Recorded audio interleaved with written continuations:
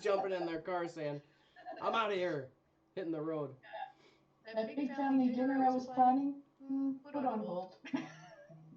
Okay, so I think we are publishing a broadcast, and what I'm basically going to do is switch everybody over to this new link. It's not ideal, but we are going to be live.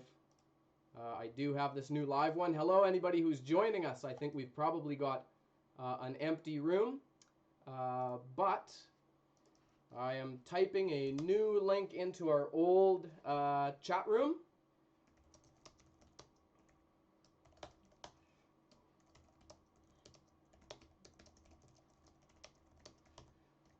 And so hopefully we can capture all of the individuals there. And if it's okay, if everybody can hang on for just a few more minutes, what I'm going to do is just send out an email redirecting everybody to a new link. So bear with me. And I'm hopeful that people are able to find us. And I will start off the top of the show by saying thank you, welcome. We're glad to have you, and a little bit of an admission. This is really interesting and got me a little bit nervous. First time live ever, and the nerves are high. So, I think what I'm going to do is just get this link promulgated out to a few folks. And hopefully people can join us. It's in the chat room. So what I'll be able to do is just say, join us at this new link. Don, I've actually just been told that we are live. Yes, excellent. Okay, so we're live, and there's a few people that have joined us. We'll start off the top of the show. Hopefully that's exciting and dramatic for a few people wondering what's going on. I think that's part of the charm of the medium, the format. My name is John. I'm the founder and CEO of Auxesis. And Auxesis is a professional services firm. We focus on systems integration, and we have a unique service model in that we work with a distributed pool of independent contractors, but we love providing services to our clients in the technology, creative, and operational areas in which they need support. Now, Auxesis basically was founded as a bet. And that bet was that the future would include more people being their own boss, and that more of us in the future would be able to work where they want, when they want, and how they want more often. And so maybe I'll start off by just providing a little bit of information and detail about the name of the show and the idea behind the show. And it looks like we're not live.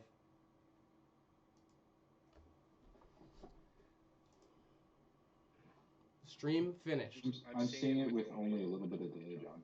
Are you? Oh, yeah. Fantastic. So I'm unable to tell.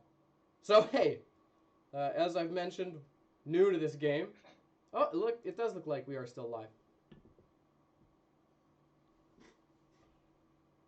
Okay. Excellent connection. Wonderful. We are still live. So as I was saying, I'll describe the idea behind the show. I'll lay out the agenda. We're going to introduce our guests. Thank you very much to the guests and the audience for joining us. And we're going to go through a few topics of discussion. But the genesis or the idea for the show, and I must say I have Mr. Christopher Maycher to thank for a lot of these ideas. He helps us with brand strategy and creative strategy quite a bit here at Auxesis. The thought was that things are changing a little bit. And often we use the term or idiom starting from square one to describe a situation in which we need to go back to the drawing board or completely reimagine something.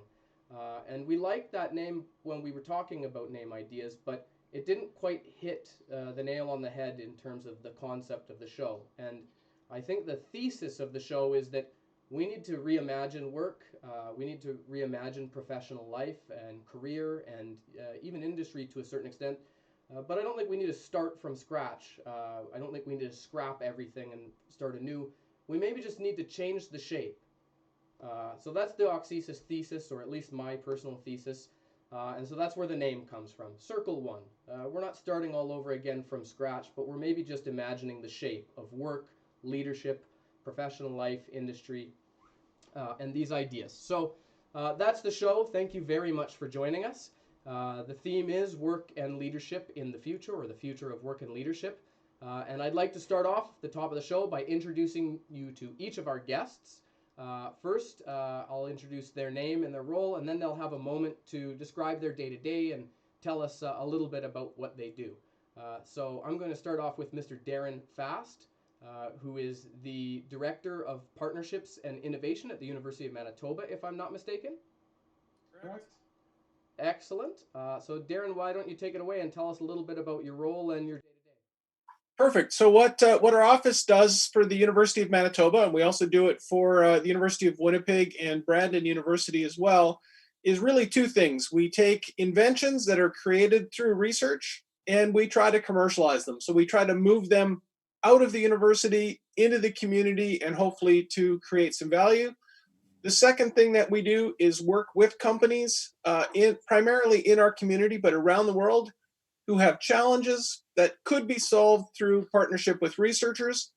We bring them back, partner, and we hope that that is good for companies as well as the folks at the university, because there's this real interchange of ideas that happens as we go back and forth. So the real object of our office is to really make sure the university is an integral part of our economic community.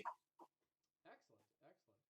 Yeah, Darren's doing fantastic stuff over there, and I think we're very thankful to have him as a member of the community, especially from that innovation perspective. So thanks, Darren. Next, we've got Jeff Gilbert, and I'll give a little bit of an insight as well into the choices behind selecting the panel before I introduce Jeff. Three of the four members present are actually members of the Auxisis Board of Advisors. They've all graciously volunteered their time and provided us with very much advice. And so if I were to pick the theme of today's show, I think it would be advisement. And, Darren was very gracious and had the wonderful good humor to join us last minute. And I think he fits right in perfectly. I've asked Darren for advice on many topics over the few years that we've known each other. So thank you, Darren. And moving on to Jeff. Jeff has been integral with giving advice to, I think, myself and many other people, especially young entrepreneurs around Winnipeg. I've just been informed my audio is not working. Oh, yeah. I set up all these scenes. I've got to change these scenes. So I'll go back to the theme of the show, advisement.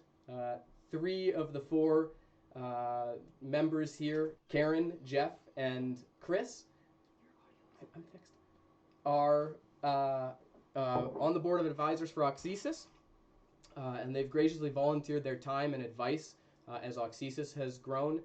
And Darren fits in very nicely with that theme, having joined us kind of last minute and accepted the invite graciously to join us today.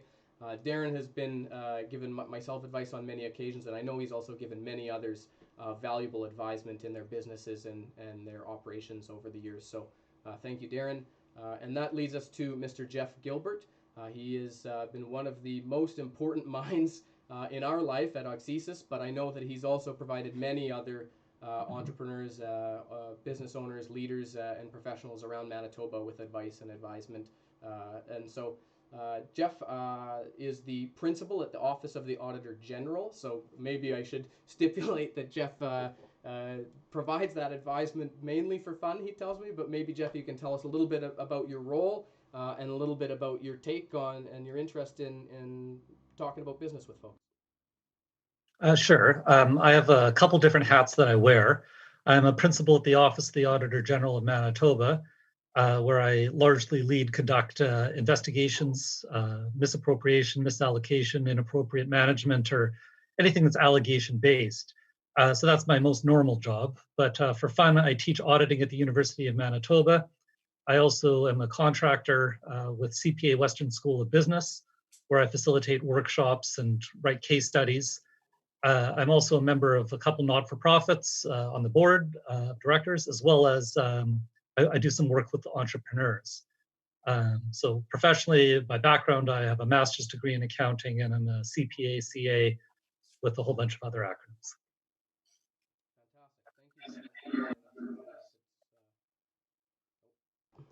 Thank you very much for joining us, Jeff. It's going to be exciting to get your perspective here today. I'll hopefully get the hang of this as we go through the show. But moving on, our next guest is Christopher Maycher.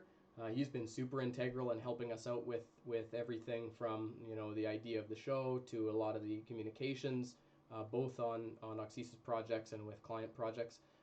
Chris is a creative strategist, and you know, I've really enjoyed speaking with Chris about business, marketing, and all sorts of other interesting topics that relate to work and leadership.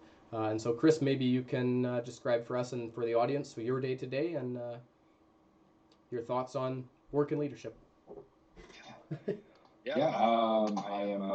work as SkipTheDishes. So I work with on the brand team, and we do a lot of really fun, creative work. Not all the time, but most of the time.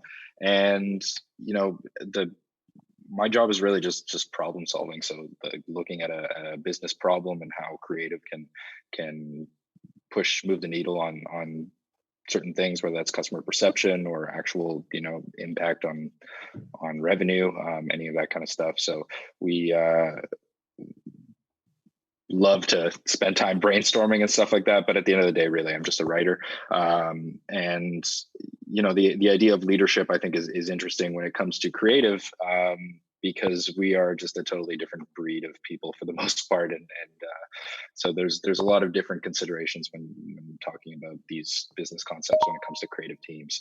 So yeah, really excited to chat about that. Excellent, thank you, Chris. And then our fourth guest is Karen Swystun. She is the president and CEO of Waterford Global, an international recruitment firm based out of Winnipeg here. Karen, why don't you let us and the guests at home know a little bit about you and your day-to-day. Sure, thanks, John. And I just want to commend you for the leadership role that you've taken today, and the courage in pushing yourself outside of your comfort zone with the live streaming event. Congratulations. And I'm really quite pleased to have been invited to participate with the team that you pulled together here today. So thank you. So a little bit about Waterford Global. So our corporate head office is based in Winnipeg. Waterford Global is an organization I co-founded with Fred Lowen, and Fred and I came out of PricewaterhouseCoopers. I was the partner responsible for the development of the Western Canadian executive search recruitment and recruitment practice there. And when they closed that practice, we were part of an 83 country organization. And you know, we all sort of went our own separate way. And Fred and I took the big step in becoming business owners and entrepreneurs and starting Waterford Global. So coming out of the world's largest professional services firm to a small startup, which has now continued to grow. We provide support to organizations, small, medium, and large. We have 5 or 6 core verticals that we focus on in terms of the work that we do and the recruitment services that we deliver, not only from a technical, but also from a professional perspective. And particularly in a time that we're in right now, leadership has become more important than it's ever been in terms of really being able to provide that leadership and provide a sense of calm, but also in working at creating an environment for those that we lead that will allow them to continue to move forward one step at a time. Excellent. Thank you for sharing. It's a fascinating business, and Karen definitely gets some very interesting. I'll get this, I promise. Thank you, Karen. It's a fascinating business, and I'm sure that you'll share some interesting perspectives. She definitely hears from a lot of different professionals throughout her day-to-day. So, all right, moving on. The way this is going to work is we've pre-selected 3 general topics. Each guest is going to have a little bit of time to really lay out their position or thoughts on each of the topics. And after we allow for one guest to respond to one of the topics, we're going to move to a bit of a discussion. We'll try and keep it tight with the discussion, about 8 minutes for each topic. And then we'll have a little intermission that's a bit of a surprise for everyone, myself included, after the second topic. So without further ado, the first topic is daily density. I guess I'll start off by describing this one with my experience, and that is I'm starting to miss my daily commute. something I was cursing previously is now something that I realize really provided the opportunity to break up my day. And in speaking with others about this, I've heard about the little bit of levity that is provided when a coworker pokes a head in a door, the concept of just going for lunch in the underground or the skywalk and the shuffle through our commercial spaces and even through the neighborhoods if we work at home, to just get that moment to get out and socialize as well. Also, I think part and parcel with this one is that because of the situation at hand for many of us, and we do realize that it's not everybody, so grain of salt here, we realize, or I guess I'm realizing that all of the cracks in my day are now easily fillable. So the optics of it are that I'm always on tap, and I imagine that many of you feel like you're always on top. And so I guess I'm just curious what other people are thinking and feeling about this as well. If anybody has any tips or tricks or opinions about the current state of things, ways that we might better balance things. And so I'll throw this one to Darren, and I wonder, Darren, if you could share with us kind of your thoughts on this topic. Well, it's been a huge time of change, that's for sure. And it's amazing how quickly we have all adapted to a new way of working. And so it'll be interesting to see how this progresses. I heard this described the other day as, we're coming out of the sprint phase and into the marathon phase. So I think we've all been able to adapt really quickly to something new. I think the big challenge going forward is, how do we sustain this in some sort of realm, and what does it mean for the future of work? Because I think there's real opportunity here, right? Do we need to have, does everybody need an office, or is it okay to work from home, and what does that look like? You spoke, John, about filling your day, and it does feel like everything is really full. I know one of the things that I value, because my office is not directly or not really close to some of the folks that I need to see. So I often walk instead of driving, and I have a 10 or 15-minute walk where I can just clear my head and process things that, I think as a leader, we just need time to do. You need that mental capacity and mental space to do. And so I think in the short term, we fill our days, but in the longer term, we need to make sure that we take some steps back, that we take the time to be able to process, to think, just to let stuff incubate in our heads, in order to see where we can go as the future. I mean, right now we're just reacting, and that's important. We need to be able to react to whatever is there. But we also need to balance that with looking longer term and trying to figure out how do we build something that's sustainable, that's good for people.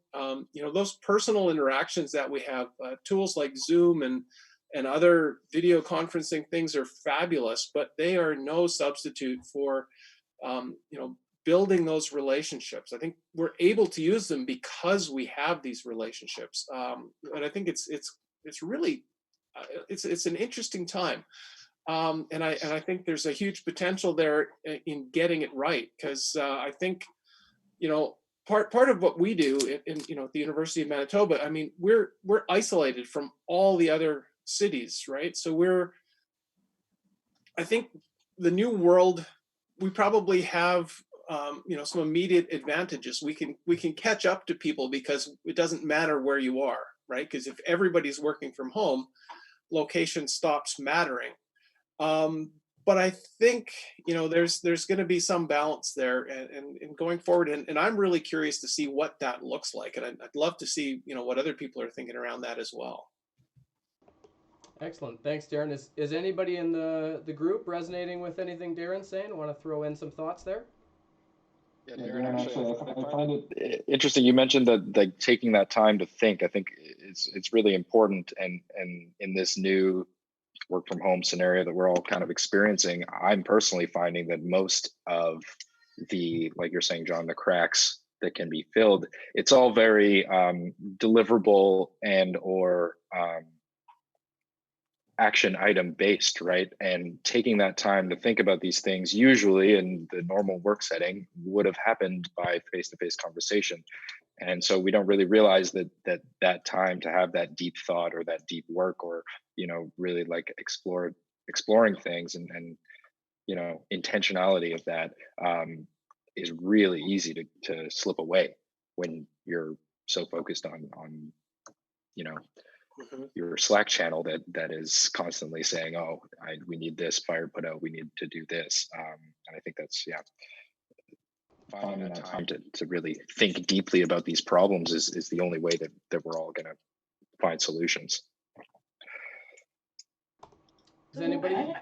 Sure, I have a few things, if you don't mind, John. I think one of the things that resonated with me, Darren, was when you talked about technology is not a replacement necessarily for that one-on-one interaction. And that is just so true, particularly with the work that Waterford Global is involved with. As some of you know, right up until our team decided to work it early on remotely, I traveled 85 to 90% of the time. And the travel that I did was, to Mexico for work that we do in that country on a very regular basis for organizations that are not only Canadian, but international organizations, and as well to a place that we work out of in the UK on a regular basis, an office that we have there. And, so I think for my organization and the team that I work with, working remotely has been something we've done for a number of years. And, now not having the ability to interact in a way that allows you to build those relationships only the way you can when you are engaging in a discussion in person. I think we can't lose sight of the fact that high touch piece is going to continue to create and add a tremendous amount of value. We're working with clients today that are wrestling with hiring senior executives, but very technical folks that are working on finding a solution for the vaccine. So highly technical scientists, that are in other countries and trying to determine how it is that we are going to get them into Canada in a facility that they're really muchly needed at the University of Saskatchewan. And, so location has not necessarily mattered. I'm trying to get across here in terms of the work that we've done in the past, but there are certain things in terms of the way we do and have done that we're going to have to continue to work to try to adapt as best as we can, because our understanding for all of us is this is not going to go away next month. We're going to have to continue to come up with solutions. If you take a look at what organizations like Bain and McKinsey have put out in terms of the different stages that we've all gone through, picking up on, again, another thing that you had said, Darren, the race is not over. We are going to just have to run faster, even though some of us are out of breath already. And we're going to need to continue that race.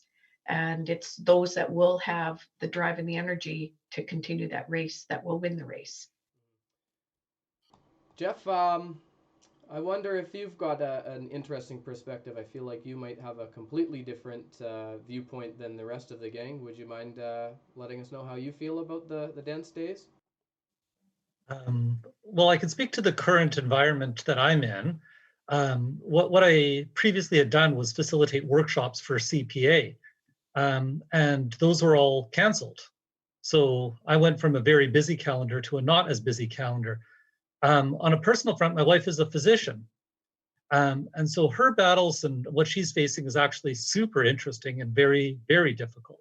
Mm-hmm. A clinic without enough protective equipment, whereas I have friends in manufacturing that have completely switched, done a 180 and are going to be making personal protection equipment.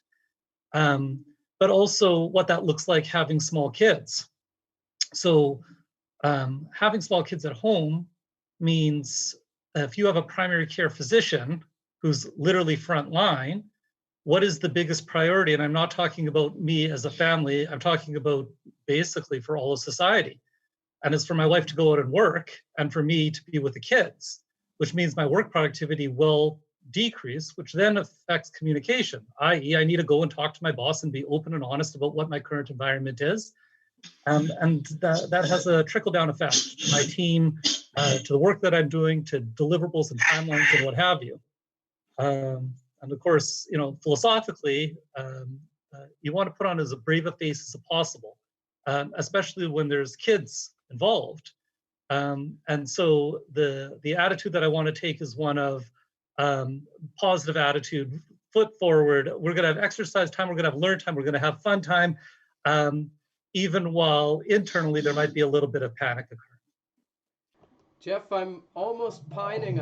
I'm excited to have children of my own one day, and hearing you describe it, do you find a sense of rejuvenation or courage when you do have to kind of pull up the bootstraps and put on the brave face and talk to the kids and keep on keeping on? I decided that I was going to create my own curriculum, something that I have not done with a 5-year-old or an 8-year-old previously. And so we start off with math and then we go into geography. And quite quickly, I learned that the kids have a natural curiosity that is absolutely fascinating. And what I would do is I would pull out random items in the house. For example, port from Portugal or soy sauce from Japan. And we would focus on a geographical area, learn about the culture, watch videos, and see their minds expand and their eyes dilate. And in a way, it's been one of the most rewarding times, especially when my 8-year-old said, "Daddy, this is more fun than school." Wow, that is an extremely interesting perspective, and one that I think would probably be even worth rolling into future episodes. I wonder what the implications for parenthood and childhood development are in a environment where more people are working from home, the roles are constantly changing, and school curriculums are sometimes ad hoc prepared by parents. So I appreciate you sharing that with us, Jeff, and I think that it will be an interesting topic, and we'll keep it pinned to discuss with other parents on the show in the future. Thank you very much for that contribution. So, moving on, our second topic. This is one that has impacted me and my own business quite a bit. I feel like it has probably impacted everybody in theirs, but I'd like to hear from the panel their thoughts on this. And that is recalibration. And so, my business is one in which I'm constantly recalibrating. It's, I'm kind of playing a business on a prediction, and so I have to be recalibrating things quickly. But in the current environment, I find myself recalibrating not every week or every day, but sometimes every minute, and sometimes they're abrupt recalibrations. And so the flavor of this topic, I'd like to tilt towards the finance function. And so I'd like to throw this one to Jeff, who has a CPA and an audit background. I'd like to ask Jeff, what do you think the role of the finance function is in an environment where priorities are shifting by the minute? The traditional finance function is historical and a little boring. Bookkeeping, payroll, document tracking, filing, internal controls, financial reporting. This is all very important stuff. And in this environment, it is not the most critical. It's not the most important. However, what's often neglected is a lack of understanding of what a good finance strategy would actually look like. And a finance strategy has an overarching arch. You have people, you have products, you have profit. All three of those matter, and finance touches all three of those. Just something as simple as if you were to book all conferences under in the GL in your accounting under the heading conference, that would be a complete mistake if the reason you're going to the conference is to get customers. Then you're not going to know what your customer acquisition cost is, so you're going to have garbage in and garbage out. But to go even bigger picture, a good financial strategy will keep in mind that you have limited resources, whether or not you should expand or not, whether or not you're in a business model that makes sense or not, whether or not your projections for cash flow are reasonable or likely to succeed. And so, you know, I have one friend, I can't get into the nature of his business, but he's currently working with not-for-profits. The not-for-profits are dependent on a large annual event where people come to a large trade show. That's how the not-for-profit wins and gets the profit for the year. That event is not going to occur. My friend is lucky enough to have a CFO who's an actual strategist. And the CFO's advice was, hey, instead of saying, well, too bad, so sad, we don't have an event, the not-for-profit's out of business, I guess. It's, well, we are the primary business expense of the not-for-profit. They're basically a consultant running the not-for-profit. We're going to cancel our fee for this year. They made a short-term painful decision to make a long-term decision of keeping that not-for-profit alive.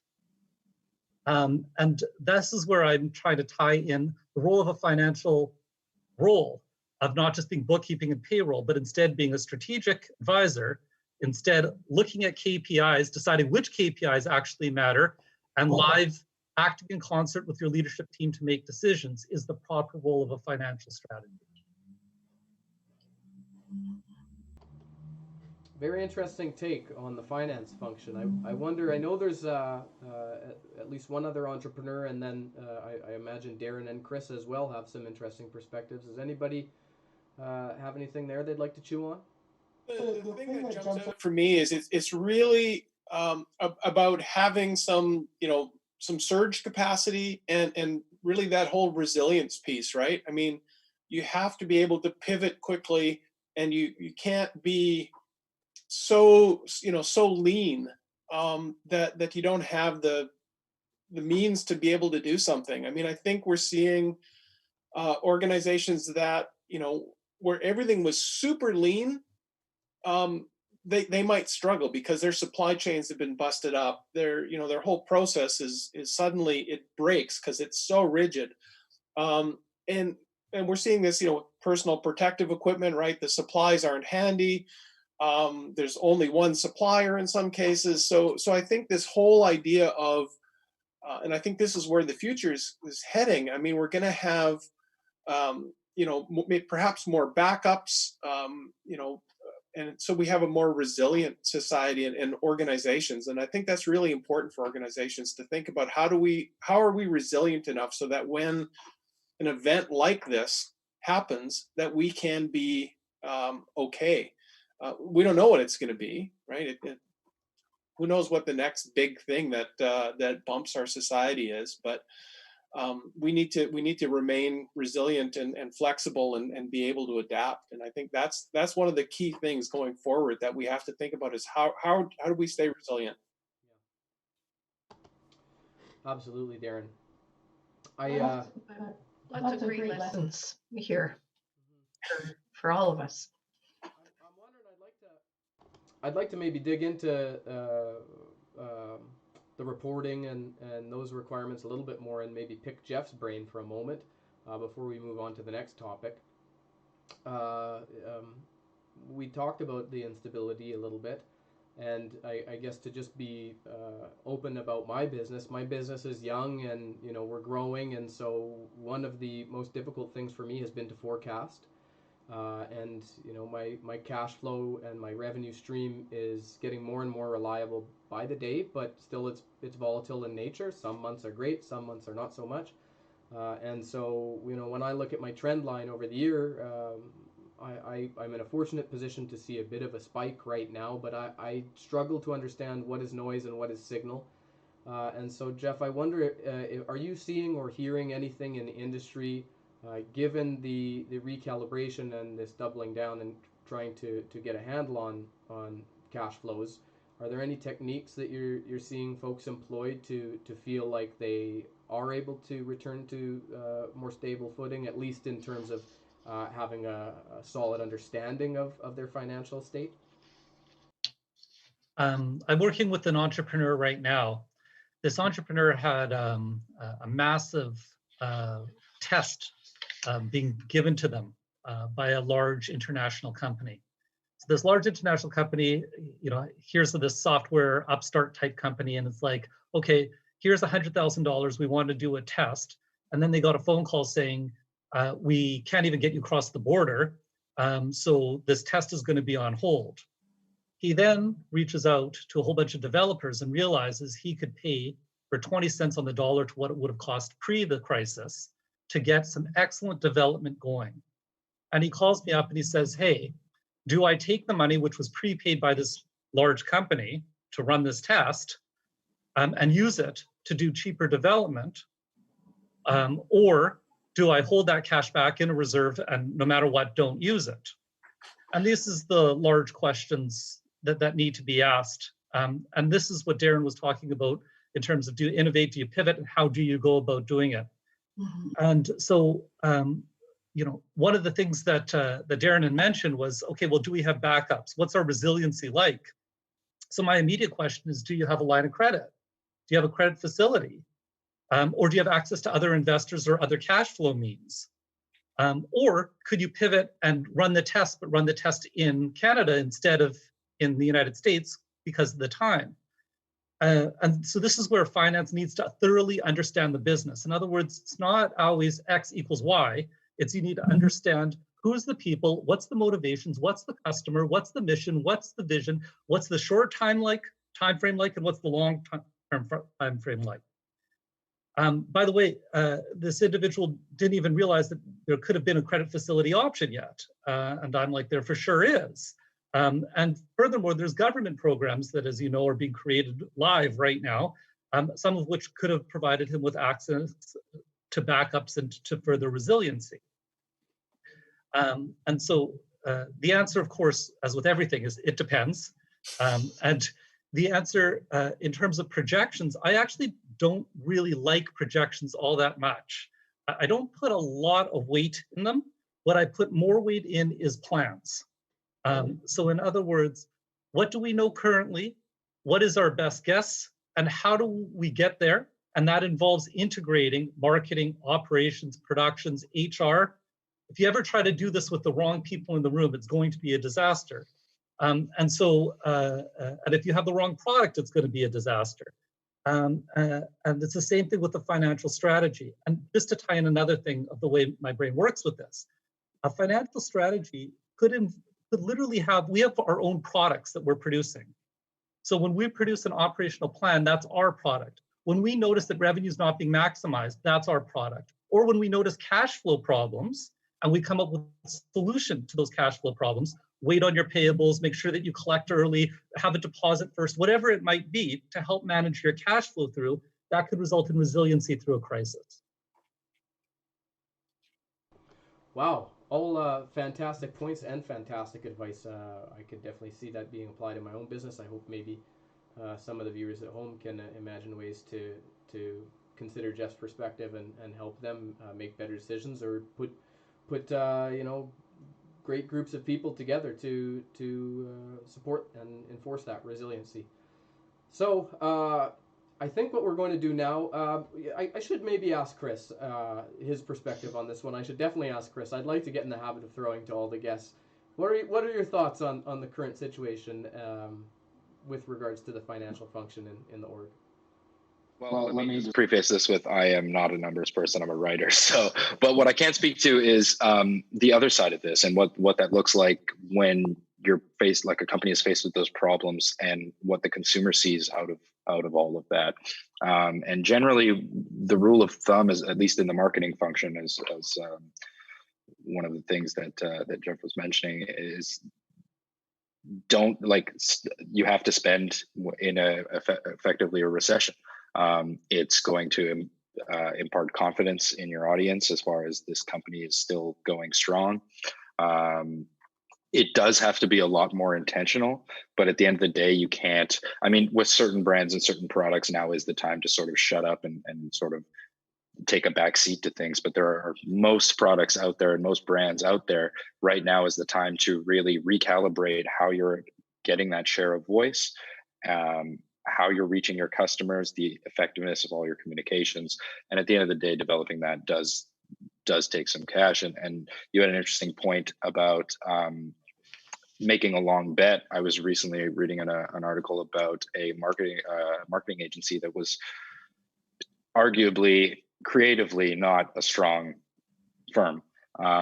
But what they did in 2008 was they won a ton of business by simply removing their 1-year retainer fee on the assumption that they would have many more years of that retainer afterwards. But they effectively removed their retainer fee, only charged their actual production fees for a full year of work, and they were going and sweeping all of their pitches and their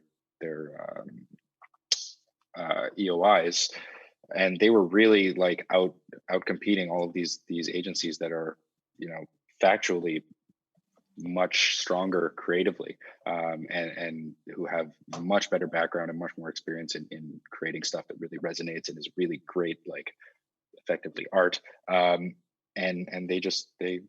they won out on all their business because they took a look at what their client wanted, and it was, we can't afford to pay retainers right now. And that was their number one priority. As much as the brand wanted to, you know, maintain market share and all of that stuff, their number one priority was their book. So I think that even from a marketing perspective or from a creative perspective, you still need to have those priorities in check. But effectively, you still need to spend money. Awesome. Thanks for the perspective, Chris, and great story. That's fascinating stuff. So I think we'll kind of move away from the finance topic and into a bit of an intermission. We're now at almost the 50-minute mark, and so, you know, we're going to be figuring out the timing, figuring out, you know, the best cadence to run this show into the future. My hope is to run the show every Friday for 6 months and see what happens. Maybe go for another 6 months if it goes well. And so we got 9 viewers today watching us. Wow, thank you very much, viewers, for joining us. What an amazing thing. I thought, you know, if we got up to 10, that'd be awesome. And we had some terrible technical difficulties in that we went live at a different link than we marketed. So we put out an email this morning that included a link that we couldn't push a live stream to. So, oh gosh, we're going to be learning and trying to get better at this as we go along. And so to the audience, if anyone out there is open to providing any advice for live streaming, if anybody out there has any ideas for improvements to the show, both from a technical and creative perspective, we're open to hearing them, fielding them, and engaging in discussions with anyone and everybody who's got something to say. So moving into a little bit of an intermission that I'd like to incorporate into every episode, something a bit lighter, something fun. My thoughts were that we would do some type of guessing game or charades or something silly before we roll into the last topic. I was hoping to have one prepared today, but with all of the technical frustration, time kind of ran out. And so I'm hoping to turn to the chat for just a few minutes to maybe brainstorm. And we've already got one chat member who's put an idea out, but any other chat members who've got some ideas, what do you think that we could do on a recurring basis that would make for a great interlude, a great tropey, fun thing that's loosely related to the theme of the show, not overly serious, and hopefully we can maybe get a few laughs out of both the discussion panel and the audience. So, guys, I'm going to turn to the chat and read our first suggestion, and then maybe we'll turn back to the panel and see if anybody else has any suggestions for something light, fun, and interesting that'll break up the monotony of the rest of the show. So, Howard Harmas, good, close, personal friend, also fits nicely with the theme of advisement. Howard says, plans plus commitment from stakeholders often held together with ethical reasoning secures a reasonable future. John's mic needs to be increased. Thank you. There's some technical. Here we go, Howard. How's this? Is this a little bit better? We're fielding production assistance from our audience at the very moment.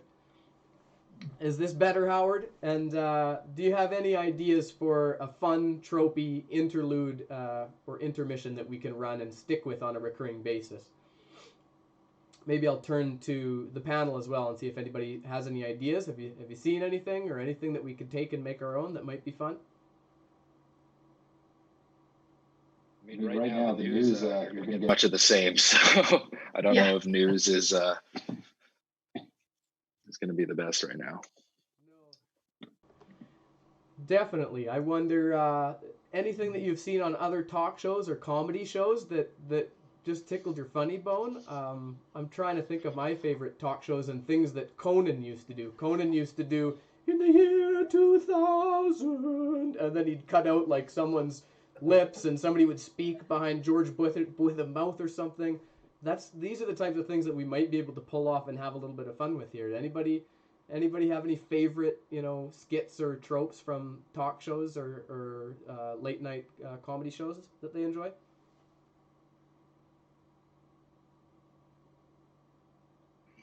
More. Howard says more. My mic needs to go up more. How's this, Howard? Better now? I think we have about a 30-second delay. Everybody have a favorite talk show in the audience and in the discussion? Who's got a favorite talk show?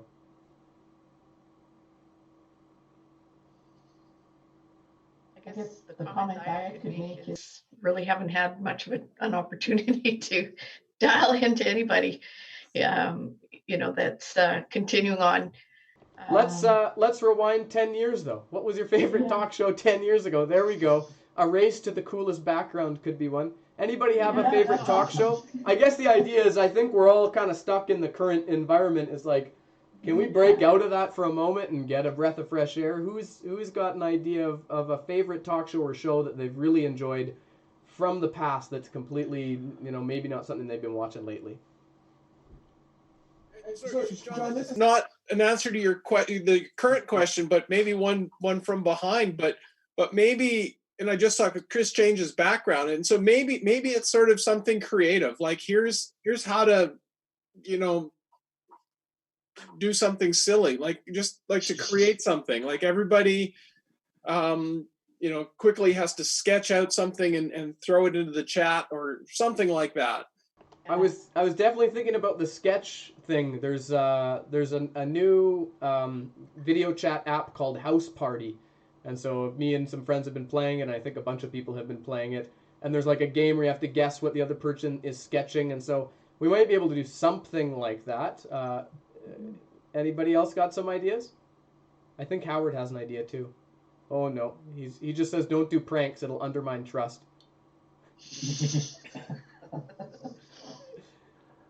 I mean, I'm always bad product or a bad ad or a bad, decision generally that might come from news, but dissecting some poor decisions of other entrepreneurs is always fun. A case study. A little touchy. Yeah. Okay. Look at something that went really, really well or really badly. Like just try to pull it apart really a little bit. I like that idea, Chris. Yeah, that's a great one. Karen or Jeff, what's your favorite talk show from the 90s? Mine would be David Letterman, but if you want a suggestion of entertainment, let Howard Harmatz, let him go for 5 minutes on this podcast, please, or videocast, because I'll gladly listen to that guy lecture about anything. Brilliant professor at U of M there. Awesome. We're definitely hoping to hope Howard into a future episode and have his ideas incorporated into the future evolution of the show.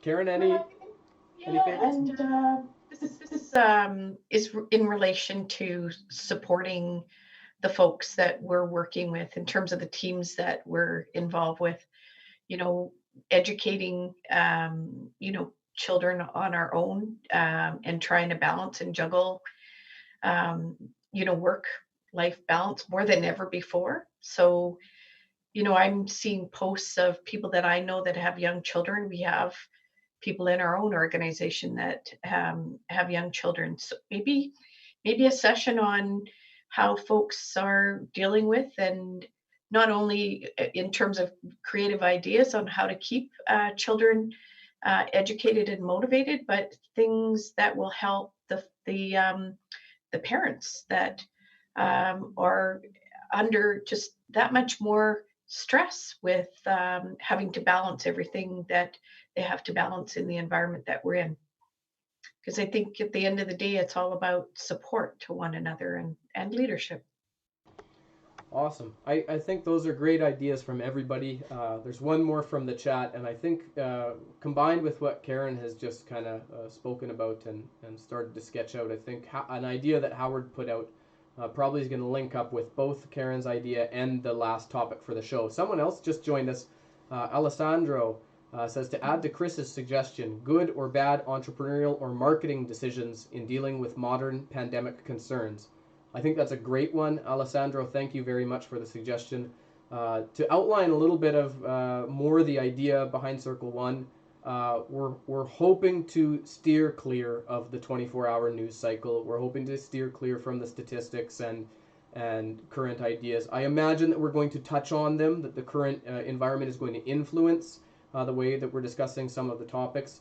But I believe that a lot of people who are obviously far more capable than we are with a live stream are covering a lot of the pandemic related concerns. So pandemic will influence conversation here, but we're going to try to speak in a much broader sense, I believe, about some of the topics and ideas from a philosophical perspective, from a business perspective, and maybe also from a bit more macro perspective in some senses, and a micro perspective, given that we're going to be throwing in bandy and about ideas and examples from other businesses and people we know. Great idea, Alessandro, and I think that we can work with that one quite a bit, and that ties in very nicely with Howard's idea and the last topic. And Howard's idea is, hold on, where is it? If I can find it here. Confessions of your own worst ideas. Humility. And so an hour. Sorry, what's that, Darren? What's that, Darren? We only have an hour. That's a good point. Yeah. I think definitely in the past few weeks, the bad ideas have been supercharged for me at least, but hopefully there's a few good ones sneaking through the mix. So we're going to keep that in mind as we move to the interlude. I hope everybody's okay with just going a few minutes beyond the hour, given that we had a few technical difficulties off the top. But tying into this last topic, I think really what the current environment is indicating, and I think what our kind of idea of the future is here at Auxesis. So getting the idea, steering clear of the specific and being more general about the potential future state of work and leadership is the future doesn't really hold any answers. The current environment doesn't hold too many specific answers. There are a lot of answers that a lot of questions that seem to be in need of answering. And I believe that one of the core foundations of one of the popular conceptions of leadership, or the popular theories of leadership, most of them include this idea that leaders are the people who have the answers.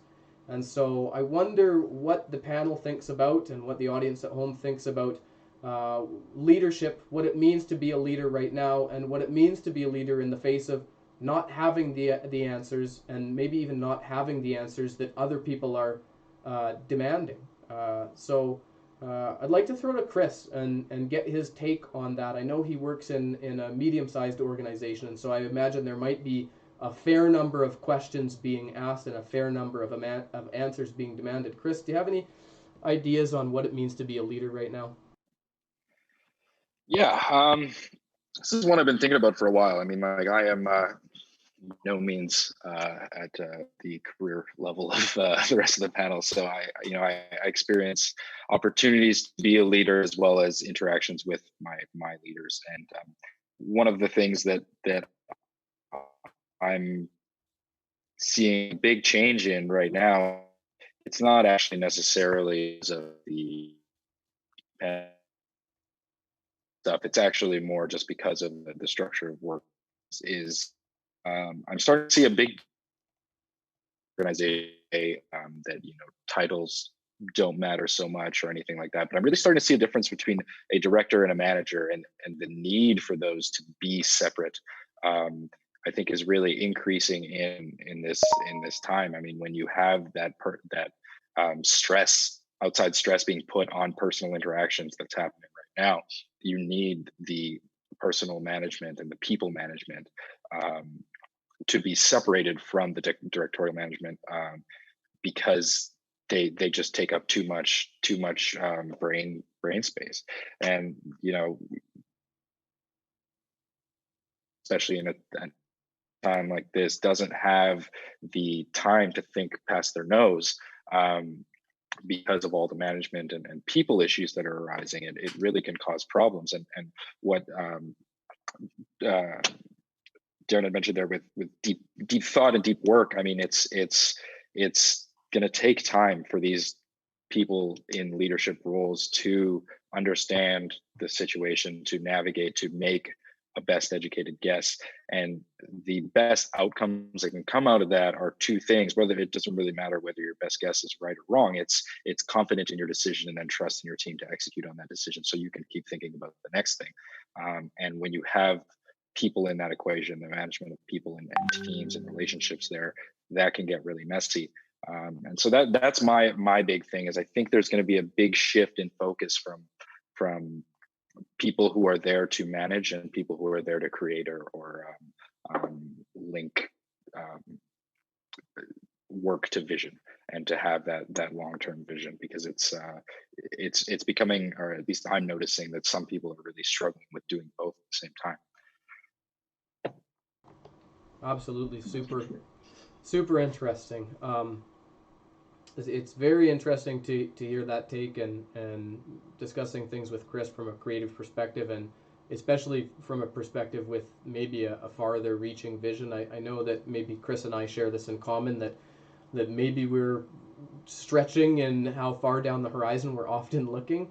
And I think we've found solace in each other a little bit, having those discussions and not having a problem like getting really out there and esoteric with some of the ideas and our predictions for the future. So thanks for sharing that perspective, Chris. And I'd like to turn it to Karen for this one as well, to maybe ask her to give us a little bit of a perspective, given that her day-to-day is really dealing with leaders from all walks of life and all industries. I wonder, Karen, if you would like to share with us what you think it means to be a leader right now in the face of maybe not always having all the answers.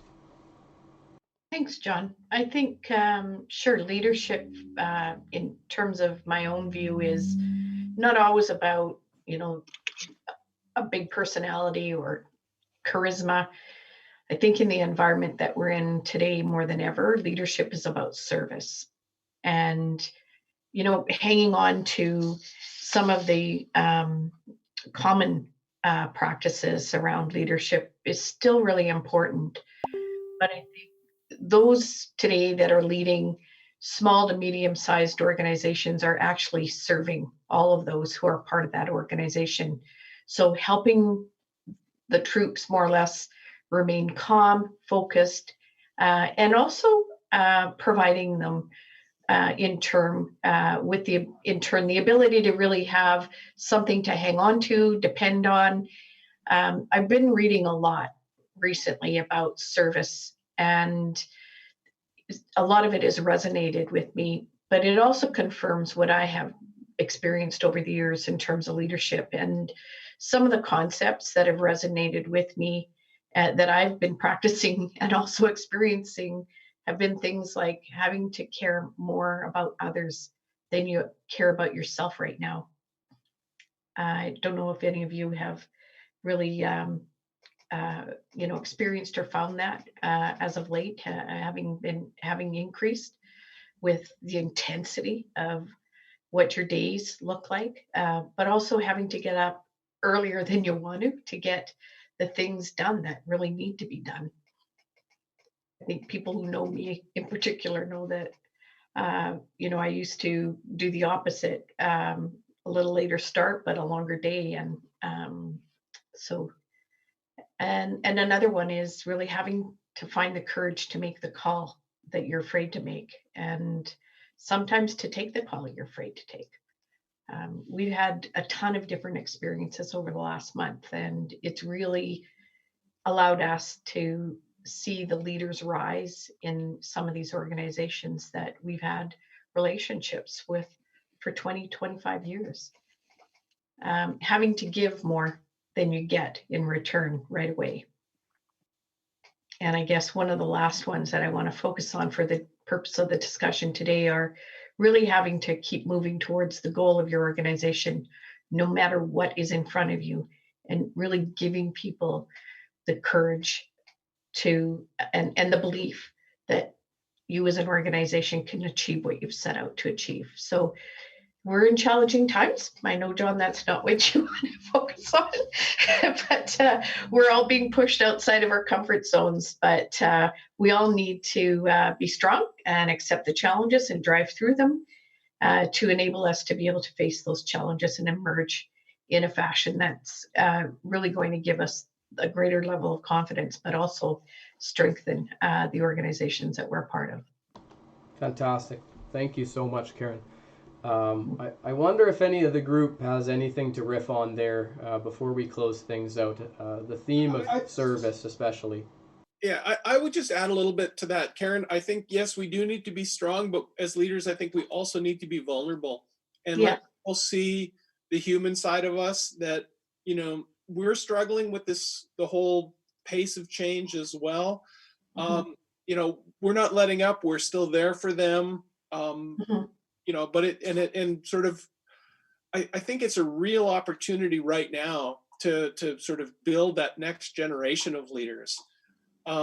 You know, those people who have some of those capabilities can step up and sort of take on some of those responsibilities. And I'm seeing that with my staff right now. Yeah. You know, some of them are just, they're sort of, it's natural, right? They're just like, oh, this needs to be done, and boom, it just gets done because they're good at it. I don't have the capacity, but they can. And it's just really cool to see how, you know, across organizations that's happening. And so that combination of being strong and yet vulnerable, I think, is super important. Definitely. That's a really good point. Yeah. Great points. I hope it's okay if I respond. And Karen, I'm going to steal a little something that we discussed this morning that relates to vulnerability. Probably, you know, one of the things that resonated to me most on the call that Karen and I had this morning was that now is the time, if you're a leader, to lead even when it doesn't feel like anybody's following. And I think that is akin to an admission of being vulnerable as for a leader when nobody's following and then maybe everybody's uncertain and you don't have the answers. It can be difficult to still forge ahead when you're not quite certain what's going on around you. And I think we see leadership as this idea of things are happening behind you or below you. But I guess that's also part of the theme or the idea of the circle as the shape that is the future of work and leadership is. You know, we keep talking about flat and pyramidal and get behind and all of these other metaphors that we use for organizational structure and leadership. And I think that the circle speaks of vulnerability and maybe hopefully a little bit of humility too. Maybe that's a stretch, but definitely the vulnerability side of things from what Darren is saying and what Karen shared this morning strike a chord with me and possibly a few others. Chris, Jeff, any thoughts there? Service, vulnerability? Yeah, well, I got two, and it directly ties into what I previously heard. There's a local company in Winnipeg I have no financial interest in whatsoever called Patent 5, which I believe makes specialty vodka. I don't particularly drink very vodka. Very good vodka too, by the way. Right. I've never tried it. I'm more of a whiskey bourbon guy. Be that as it may, they switched and started producing hand sanitizer. And that kind of leadership to me, let's put it this way, that's a company that I had zero interest in previously. I'm not even a vodka drinker.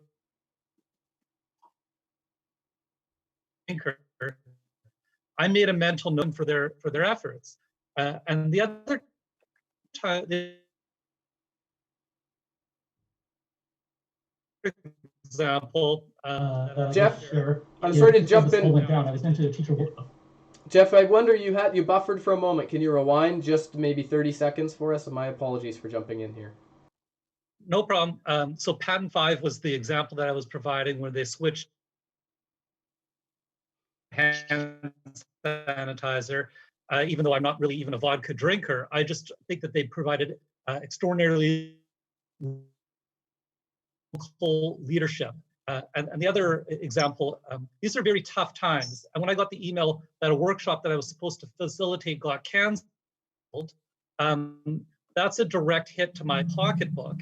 I got an email a week later that CPA Western School of Business is going to pay me 50% of what they would have paid for the workshop. Where that builds with contractors, with independent contractors, is a sense of loyalty.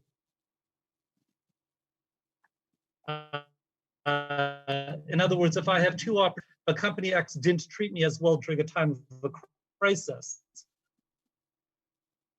that kind of long-term loyalty, branding, awareness. This is a time where we could build relationships, trust, where we could really show the good side of humanity. Awesome. I think we got most of that tying into, you know, branding and marketing and Chris's creative perspective. Chris, I wonder if you have any thoughts on that and you know these ideas that Jeff is putting out there related to, you know, patent 5, is it, Jeff? Yeah, I believe. Yeah, patent 5, they're great. They also really good gin. Yeah. But yeah, no, I mean, it's really, it comes down to trust in the consumer is the number one thing that attaches a consumer to any brand or any company, and confidence in these decisions, I think, is consumers can see confidence more than they can see a mistake. Let's put it that way. And so even if the decision that you've made may not actually pan out for your brand, but you know that it'll pan out for share of voice, for confidence in your consumer, for just, you know, brand perception as a whole, that confidence, like, people are just so good at seeing through that kind of stuff. Like, we always say that it's a terrible trope in advertising that people don't read, and that's just so not true. People read, and they read between the lines, and they see their consumers are smart. And it really comes down to that vulnerability. Themselves as vulnerable right now are winning out hand over fist, and it's something that I've been trying to push at Skip, basically just trying at the bit, saying, when can we show our essentially like show our belly kind of thing? When can we be so vulnerable? What is the opportunity that we can take to really show that we are people and we have a heart, and we are not just a brand that some people would say is profiteering, some people would say is providing a service. You know, there's a lot of mixed things right there, and just you gotta hit people like right here at a time like this. It's really important. So. Awesome. Well, thank you for wrapping that up really nicely, Chris. We are now 14 minutes over the top of the hour and over schedule, so thank you so much to our current guests for joining us. I would like to take the liberty to just ease into our close, playing with something that Chris just said, and then close out the show.